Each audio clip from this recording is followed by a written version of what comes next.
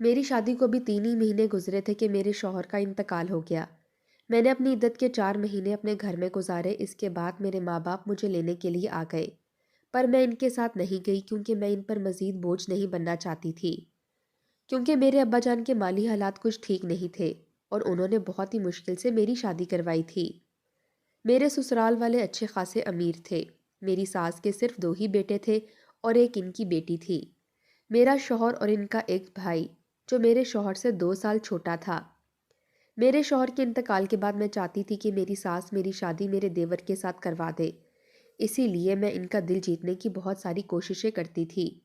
میں اپنے گھر کا سارا کام خود ہی کرتی تھی اور رات کو سونے سے پہلے اپنی ساس کے پیر بھی دبا دیا کرتی تھی۔ مجھ سے جتنا بھی ہو سکتا تھا میں اپنی ساس کی خدمت کرتی تھی، کیونکہ میں چاہتی تھی کہ وہ ایک بار پھر سے مجھے اپنی بہو بنا لے۔ میری ایک نند شادی شدہ تھی، وہ بہت ہی کم ہمارے گھر آیا کرتی تھی، کیونکہ میری ساس نے اس کی شادی بھی ایک بہت ہی بڑے امیر گھر میں کر دی تھی، اسی لیے وہ اپنے میکے میں زیادہ تر آنا پسند نہیں کرتی تھی۔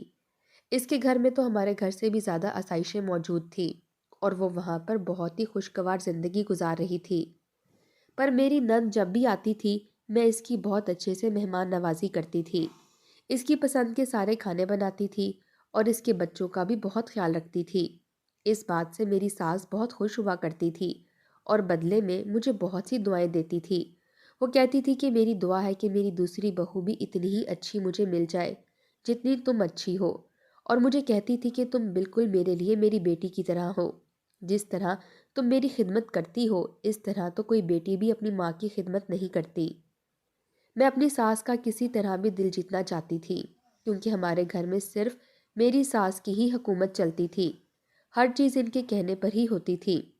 اگر کوئی بات ان کو بری لگ جاتی تھی تو پھر اس گھر میں اس کا نام بھی کوئی نہیں لیتا تھا، کیونکہ میری ساس بہت ہی سخت مزاج کی تھی اور ہمارے گھر میں تو ان کی مرضی سے پرندہ بھی اپنا پر نہیں مار سکتا تھا۔ میری ساس مجھ سے اتنی زیادہ خوش تھی، اسی لیے مجھے یقین ہو گیا تھا کہ وہ میرے دیور کا نکاح اب میرے ساتھ کر دیں گی۔ میرا دیور جو کہ لندن میں ڈاکٹری کر رہا تھا، اس کے واپس آنے میں اب صرف 3 ہی مہینے رہ گئے تھے اور میں دل ہی دل میں بہت زیادہ خوش ہو رہی تھی کہ ایک بار پھر سے یہ گھر اب میرا ہو جائے گا اور میں اس گھر کی مالکن بن جاؤں گی، کیونکہ میں اپنی پوری زندگی غربت میں گزار کر آئی تھی اور یہاں آ کر مجھے پتہ چلا تھا کہ زندگی کی آسائشیں کیا ہوتی ہیں، اور اب یہ میں اپنے ہاتھوں سے گنوانا نہیں چاہتی تھی، کیونکہ میرا سسرال بہت ہی زیادہ امیر تھا۔ میرے سسر کی زمینیں تھیں جو اسے اپنے باپ دادا سے ورثے میں ملی تھیں اور یہ لوگ خاندانی امیر تھے۔ میرا دیور بھی مجھے بہت اچھا لگتا تھا، وہ دیکھنے میں بہت ہی خوبصورت تھا۔ میں اسے شادی کر کے بالکل اپنی ساس کی طرح اس گھر پر اپنا روب جمانا چاہتی تھی، اور مجھے اس بات کا پتہ تھا کہ یہ تبھی ہو سکتا ہے جب میرا دیور مجھ سے شادی کرے، کیونکہ میری ساس اور میرے سسر اپنے اس بیٹے کا کہنا کچھ خاص ہی مانتے تھے اور ہر بات میں اس سے مشورہ کرتے تھے۔ وہ جو میرا شوہر تھا وہ دیکھنے میں عام شکل و صورت کا تھا اور زیادہ پڑھا لکھا بھی نہیں تھا، اس کو اپنے رشتہ داروں میں سے کسی نے بھی رشتہ نہیں دیا تھا، اور یہ اس وجہ سے ہوا تھا کہ جو میرے شوہر تھے ان کو بچپن میں ہی کوئی بیماری ہو گئی تھی اور اس بات کا علم ان کے سارے خاندان والوں کو تھا، پر میری ساس نے میرے ابا سے یہ بات چھپائی تھی، کیونکہ ان کو پتہ تھا کہ اگر میرے ابا کو پتہ چل جائے گا کہ ان کے بیٹے کو بیماری ہے تو وہ کبھی بھی اپنی بیٹی کا رشتہ ان کے ساتھ نہ کرتے۔ میرے ابا اس بات سے لا علم تھے، اسی لیے میری ساس نے میرے ابا سے میرا رشتہ مانگ لیا اور اس طرح سے میں اس گھر میں آ گئی۔ پھر ہونی کو کون ٹال سکتا تھا؟ میری شادی کو بھی 3 ہی مہینے گزرے تھے کہ ان کی طبیعت اچانک سے خراب ہو گئی۔ میری ساس نے میرے شوہر کا علاج پر اپنا بہت زیادہ پیسہ لگایا، وہ ان کو دوسرے ملک علاج کے لیے بھی بھیجنا چاہتی تھی، پر ان کے پاس اتنا زیادہ وقت نہیں تھا کہ وہ وہاں پہنچ پاتے اور انہوں نے کچھ ہی دنوں میں دم توڑ دیا۔ میں نے اپنے شوہر کے انتقال کے بعد بھی 1 سال تک اپنی ساس، سسر اور نند کی خدمت کی، اپنے گھر کو اچھے سے سنبھالا، پر اس دن مجھے بہت زیادہ دکھ ہوا جب میری ساس نے کہا کہ میں اپنے چھوٹے بیٹے کے لیے اب لڑکی ڈھونڈوں گی اور اب اس کی شادی کر دوں گی۔ میں دل ہی دل میں یہ سوچ رہی تھی کہ میں جو دن رات ان کے آگے نوکرانی بنی پھرتی ہوں، میری تو ساری محنت پر پانی پھر جائے گا اور میں ایسا ہرگز نہیں ہونے دینا چاہتی تھی۔ ایک دن میں اور میری ساس ہمارے شہر کے مشہور درگاہ بی بی پاک دامن پر گئے تھے، کیونکہ میری ساس ہر جمعرات کو بی بی پاک دامن کی درگاہ پر جاتی تھی۔ ہم جیسے ہی وہاں پر پہنچے تو وہاں پر ایک نوجوان لڑکی بیٹھی تھی جو کہ نابینا تھی۔ اسے دیکھ کر میری ساس بہت ہی پریشان ہو گئی اور اس کے ساتھ جا کر بیٹھ گئی۔ اس سے پوچھنے لگی کہ تم نابینا کیسے ہو گئی ہو اور یہاں پر کیا کر رہی ہو؟ میری ساس اس سے پوچھنے لگی کہ اب تم کہاں پر رہتی ہو؟ میری ساس اس طرح سے باتیں کر رہی تھی اس کے ساتھ جیسے وہ اس کو بہت پہلے سے جانتی ہو، اور میں اس بات پر حیران ہو رہی تھی کہ میری ساس ایک بھکارن کے ساتھ کیسے جا کر بیٹھ گئی ہے اور وہ اس کو کس طرح سے جانتی ہے۔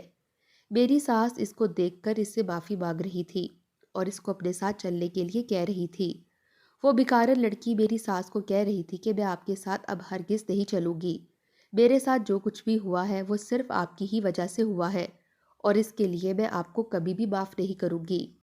میری ساس اب اس سے رو رو کر معافیا مانگ رہی تھی اور اس کو یہ کہہ رہی تھی کہ جیسا تم چاہتی تھی اب بالکل ویسا ہی ہوگا۔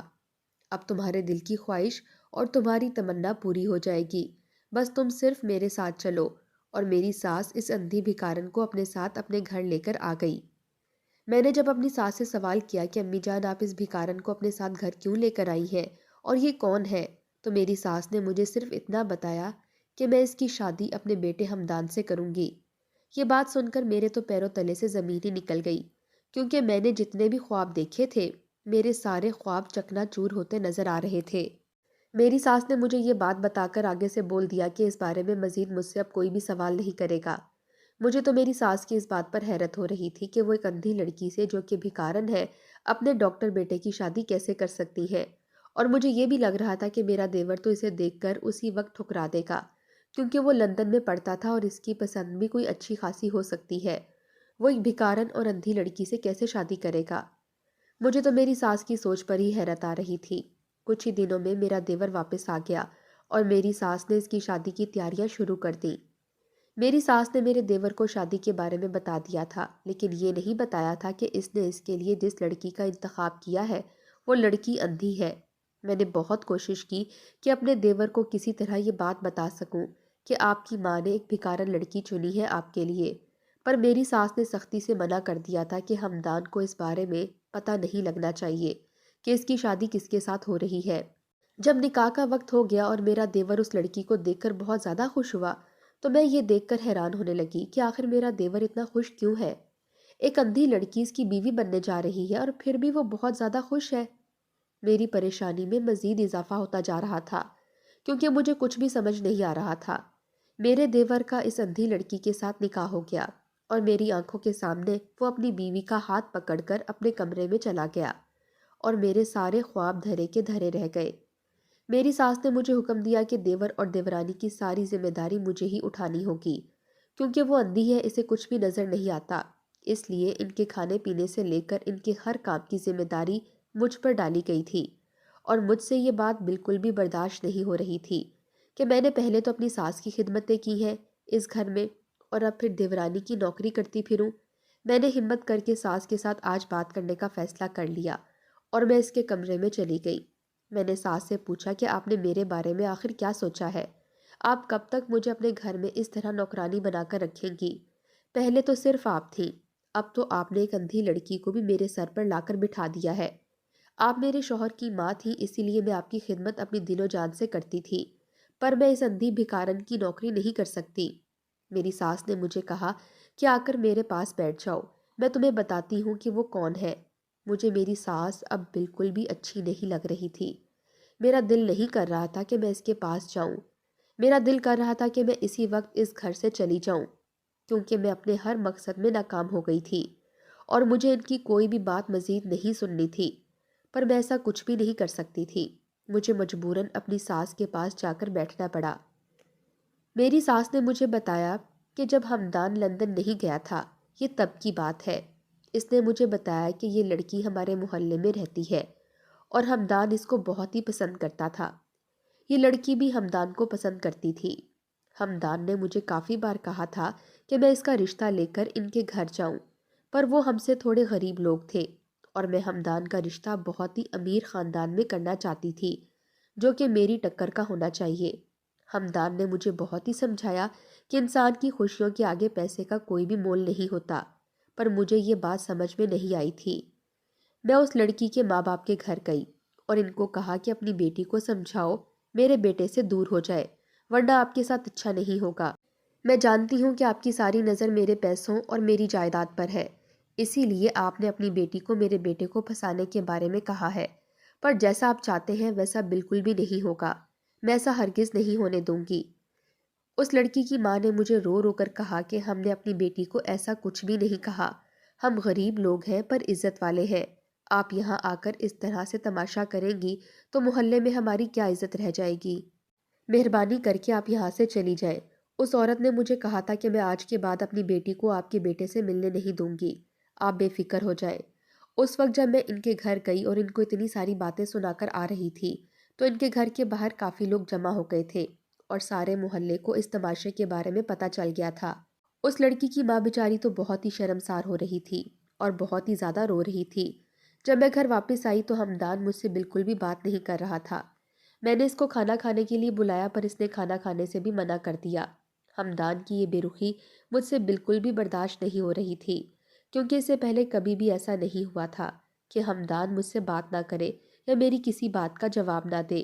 ہمدان تو میرا اتنا فرما بردار بیٹا تھا جو میری ایک پکار سے بھاگا ہوا میرے پاس آ جاتا تھا، اور یہ سب اس وجہ سے ہو رہا تھا کیونکہ اس کو اس لڑکی نے فون کر کے بتا دیا تھا کہ میں ان کے گھر گئی تھی اور ان کے ماں باپ کو سارے محلے کے سامنے بے عزت کر کے آ گئی ہوں۔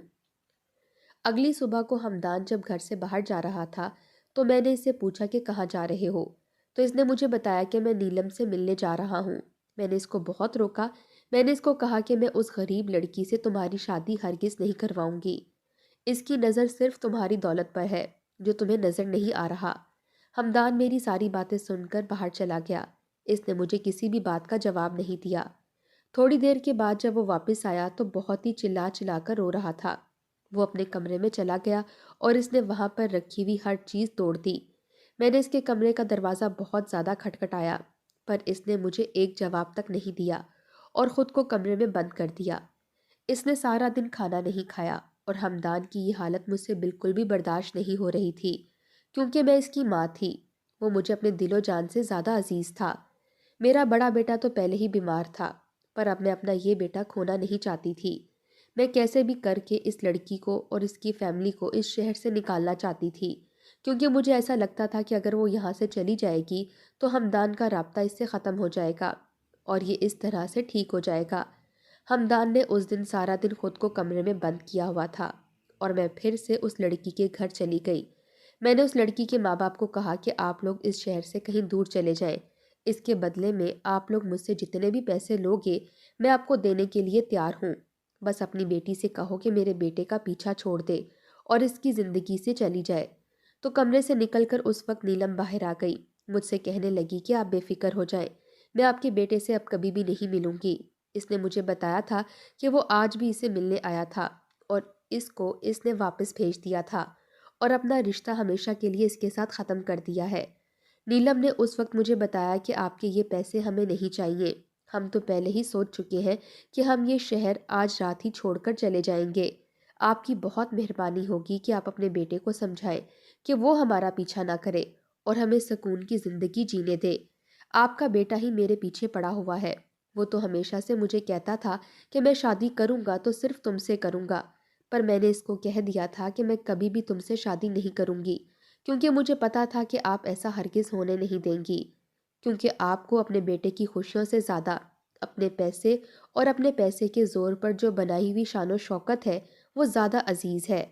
آپ کے لیے اپنے بیٹے کی خوشیاں کوئی بھی معنی نہیں رکھتی۔ اور نیلم نے کہا کہ مجھے تو آپ کا بیٹا ہی ہمیشہ سے کہتا تھا کہ اپنی ماں کو سمجھانا میری ذمہ داری ہے، اس کی فکر تم مت کرو، وہ میری ماں ہے، وہ میری خوشیوں کا خیال ضرور رکھے گی۔ نیلم نے مجھے اس وقت کہا کہ مجھے افسوس ہے کہ ہمدان اتنی بڑی غلط فہمی میں تھا کہ اس کی ماں کو اس کی خوشیاں عزیز ہیں، پر میں نے اس وقت نیلم کو کہا کہ مجھے سمجھانے کی یا کچھ بھی بتانے کی تمہیں ضرورت نہیں ہے، جتنا ہو سکے جلدی اس شہر سے نکل جاؤ۔ ایسا کہہ کر جب میں گھر گئی تو ہمدان کی حالت بہت ہی رو رو کر بگڑ گئی تھی۔ میں نے یہ سوچا تھا کہ یہ صرف کچھ ہی دنوں تک چلے گا اور کچھ دنوں کے بعد وہ نیلم کو بھول جائے گا، پر ایسا کچھ بھی نہیں ہوا۔ ہمدان کی طبیعت دن بدن بگڑتی ہی جا رہی تھی، اس نے کھانا پینا بالکل ہی بند کر دیا تھا۔ ایک دن تو ہمدان بے ہوش ہو کر گر گیا اور صرف بے ہوشی میں نیلم کا نام پکار رہا تھا۔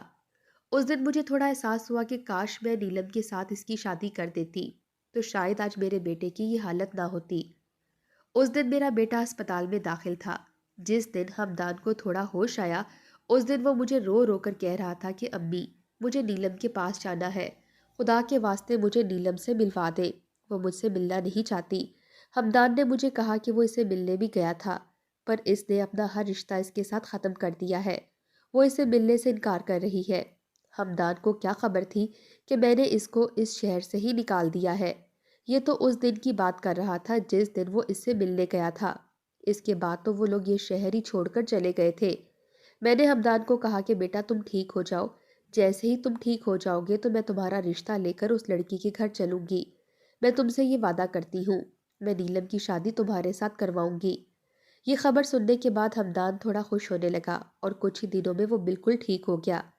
جب ہم گھر واپس آئے تو ہمدان پھر سے نیلم سے ملنے گیا اور بہت ہی مایوس ہو کر واپس گھر آیا۔ ہمدان نے مجھے بتایا کہ امی اب تو آپ بھی مان گئی تھی، اب تو آپ بھی راضی ہے کہ میری شادی نیلم کے ساتھ کروائیں گی، پر پتہ نہیں کیوں نیلم اور اس کے گھر والے یہ شہر چھوڑ کر پتہ نہیں کہاں چلے گئے ہیں۔ ان کا تو نمبر بھی بن جا رہا ہے، اب میں ان کو کہاں ڈھونڈوں گا، پتہ نہیں وہ لوگ کہاں چلے گئے ہیں۔ اس محلے میں کافی لوگوں سے پوچھا ہے پر کسی کو بھی نہیں پتا کہ وہ لوگ آخر کہاں گئے ہیں، کیونکہ جانتی تو میں بھی نہیں تھی کہ وہ لوگ آخر کہاں گئے ہیں۔ ہمدان نے پورے 6 مہینے نیلم کو تلاش کیا پر وہ اس کو کہیں بھی نہیں ملی۔ آخر مایوس ہو کر ہمدان کو یہ بات قبول کرنی ہی پڑی کہ اب وہ اس کو کہیں پر بھی نہیں ملے گی۔ ہمدان نے یہ فیصلہ کیا کہ وہ یہ ملک چھوڑ کر چلا جائے گا اور کبھی بھی واپس نہیں آئے گا۔ ہمدان کا یہ فیصلہ سن کر میں بہت ہی اداس ہو گئی اور اپنے کیے پر بہت ہی پچھتانے لگی کہ میں نے آخر ایسا کیوں کیا۔ اگر اس کی شادی نیلم کے ساتھ کروا دیتی تو کم سے کم میرا بیٹا میری آنکھوں کے سامنے رہتا اور یہ ملک چھوڑ کر وہ کبھی بھی نہ جاتا۔ ہمدان کو میں نے سمجھانے کی بہت ہی کوشش کی، اس کو روکنے کی بھی بہت کوشش کی، پر اس نے میری ایک بات بھی نہیں مانی۔ اس نے مجھے کہا تھا کہ میں نیلم کے بغیر بالکل بھی نہیں رہ سکتا اور اس ملک میں رہ کر مجھے نیلم کی یاد ضرور آئے گی۔ ایسا ہو ہی نہیں سکتا کہ میں اس ملک میں اپنے شہر میں رہوں اور آتے جاتے ہوئے نیلم کے گھر کی طرف نہ دیکھوں اور اس کی یاد مجھے نہ آئے۔ میرا جینا بہت ہی مشکل ہو گیا ہے۔ یہ ساری باتیں بتا کر ہمدان بہت زیادہ روتا تھا اور میں اپنے کیے پر بہت ہی پچھتاتی تھی کہ میں نے اپنی ضد میں آ کر اپنے بیٹے کی خوشیاں برباد کر دی۔ اگر میں اس کی شادی نیلم کے ساتھ کرتی تو آج وہ کتنا خوش ہوتا۔ اپنے بیٹے کی اس حالت کی ذمہ دار صرف میں ہی تھی، میری وجہ سے اس کی آنکھوں میں اتنے آنسو تھے۔ اس کے بعد ہمدان لندن چلا گیا اور میں نے نیلم کی تلاش جاری رکھی۔ میں نے نیلم کے سارے رشتہ داروں کو بھی کہہ دیا تھا کہ اگر آپ لوگوں کو کبھی بھی نیلم یا اس کے گھر والوں کا کچھ بھی پتہ چلے تو مجھے ضرور بتا دیجیے گا۔ پر عجیب بات یہ تھی کہ کسی کو بھی ان کے بارے میں کچھ پتہ نہیں تھا کہ آخر وہ لوگ گئے کہاں۔ اس کے بعد میں ہر جمعرات بی بی پاک دامن کی دربار پر جاتی تھی اور ان سے دعا کرتی تھی کہ میرے بیٹے کی خوشیاں مجھے واپس کر دے اور اس کو نیلم سے ملوا دے۔ میری دعائیں قبول ہو گئیں اور مجھے نیلم بی بی پاک دامن کے دربار پر ہی مل گئی۔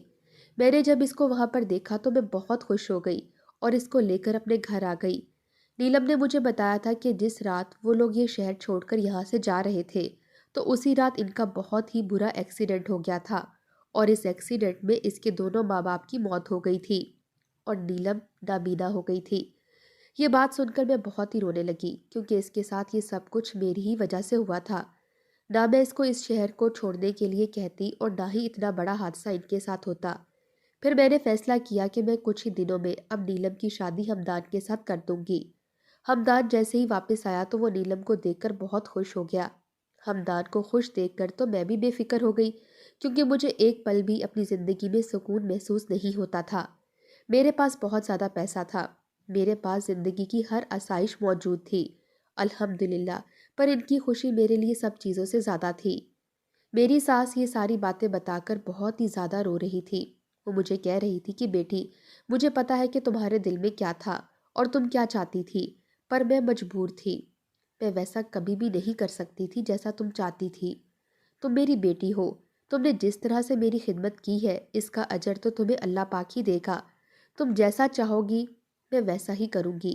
اگر تم شادی کرنا چاہتی ہو تو مجھے بتا دو، میں تمہارے لیے اچھے سے اچھا رشتہ دیکھ کر تمہاری شادی کسی اونچے امیر خاندان میں کر دوں گی۔ پر ہمدان کی خوشی صرف نیلم کے ساتھ تھی۔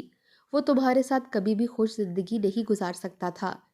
میری ساس نے اس رات مجھے کہا تھا کہ میرے پاس جتنی بھی دولت ہے میں اپنی ساری دولت کے 2 حصے کروں گی، جس میں سے ایک حصہ تمہارا اور ایک ہمدان کا ہوگا۔